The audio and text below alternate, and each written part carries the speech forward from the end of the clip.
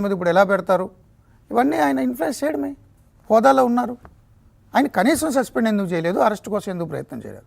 ఇది రఘురామకృష్ణరాజు కూడా పదే పదే ప్రశ్నిస్తున్నారు. డిప్యూటీ స్పీకర్ హోదాలో ఉన్నా, డిప్యూటీ స్పీకర్గా కాక మాజీ పార్లమెంట్ సభ్యుడిగా బాధితుడిగా ఆయన ప్రెస్తో కూడా మాట్లాడుతున్నారు.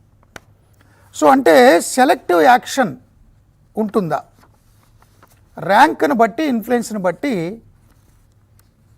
యాక్షన్ ఉంటుందా? సేమ్ యార్డ్ స్టిక్ అందరికీ అప్లై కాదా? ఇది ప్రశ్న.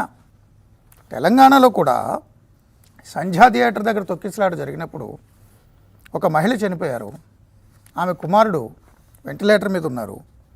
ఈ కేసులో పోలీసుల్ని సంధ్యా థియేటరు బందోబస్తు అడిగింది.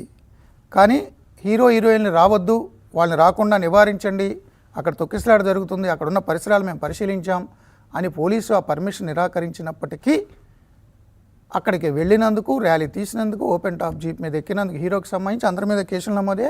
A11 Allu Arjun, A1, A2, A3 అయినటువంటి థియేటర్ యాజమాన్యం, థియేటర్ మేనేజర్, కార్యక్రమ నిర్వాహకులు వీళ్ళందరినీ అరెస్ట్ చేశారు.